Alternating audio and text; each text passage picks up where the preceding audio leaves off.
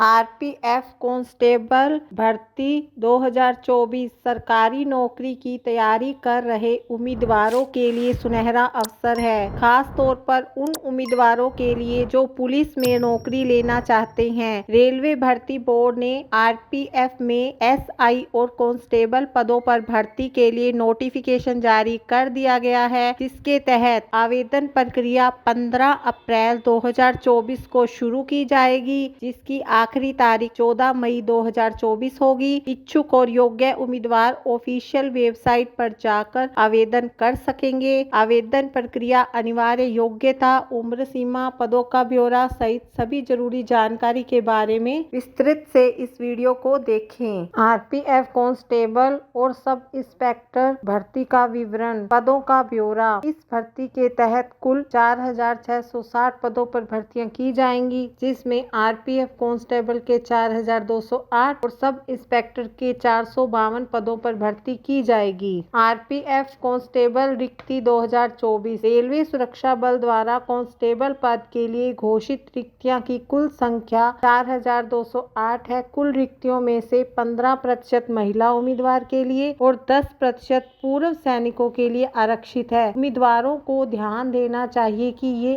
अस्थायी रिक्तियां हैं। विस्तृत अधिसूचना जारी होने के बाद संख्या में वृद्धि या कमी हो सकती है। आरपीएफ भर्ती 2024 के लिए पात्रता क्या रहेगी, अब उसके बारे में हम बात करेंगे। अनिवार्य योग्यता क्या है? एसआई पदों पर आवेदन करने के लिए उम्मीदवार के पास किसी भी मान्यता प्राप्त शैक्षणिक संस्थान से किसी भी विषय में ग्रेजुएशन यानी बीए की डिग्री होनी चाहिए। वहीं कांस्टेबल पदों पर आवेदन के लिए किसी भी मान्यता प्राप्त बोर्ड से 10वीं पास होना चाहिए। अब हम बात करेंगे आरपीएफ में आयु सीमा के बारे में कि इसके लिए एज लिमिट क्या रखी गई है। कांस्टेबल पदों के लिए उम्मीदवारों की न्यूनतम आयु 18 वर्ष एवं एसआई पदों पर आवेदन के लिए न्यूनतम आयु 20 वर्ष से कम नहीं होनी चाहिए। अधिकतम आयु दोनों ही पदों के लिए 28 वर्ष निर्धारित की गई है। आरक्षित श्रेणी से आने वाले उम्मीदवारों को ऊपरी आयु में नियमानुसार छूट प्रदान की जाएगी। आयु की गणना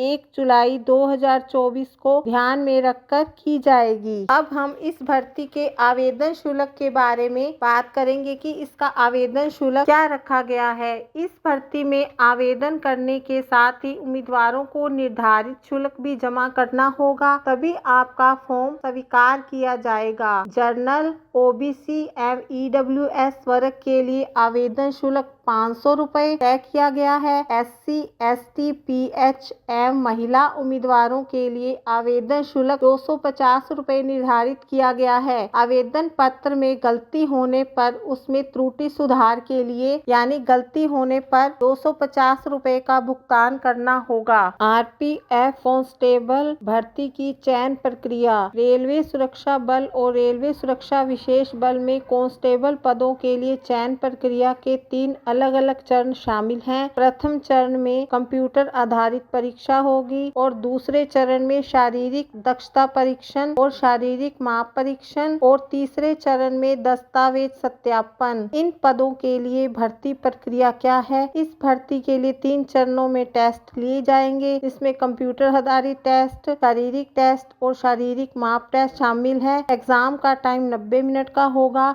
जिसमें हर गलत जवाब पर 1/3 मार्क्स काटे जाएंगे। अब हम बात करेंगे इस भर्ती के लिए सैलरी क्या होगी। कांस्टेबल पद पर 21,700 रुपए और सब इंस्पेक्टर पद पर 35,400 होगी। उम्मीदवारों के पास आरपीएफ परीक्षा हिंदी या अंग्रेजी का किसी अन्य क्षेत्रीय भाषा में देने का विकल्प होगा। परीक्षा कंप्यूटर आधारित ऑनलाइन होगी और सभी प्रश्न वस्तुनिष्ठ प्रकार के होंगे। परीक्षा का कठिनाई स्तर 10वीं कक्षा के स्तर का होगा। परीक्षा में प्रत्येक प्रश्न 1 अंक का होगा। परीक्षा में 1/3 अंक की नेगेटिव मार्किंग होगी। परीक्षा के लिए उम्मीदवारों को कुल 90 मिनट मिलेंगे। आरपीएफ 2024 परीक्षा के लिए आगे की भर्ती के लिए पात्र होने के लिए सभी उम्मीदवारों को फिजिकल टेस्ट उत्तीर्ण करना होगा। कांस्टेबल पद के लिए कांस्टेबल पुरुष के लिए 1600 मीटर की दौड़ 5 मिनट 45 सेकंड में पूरी करनी होगी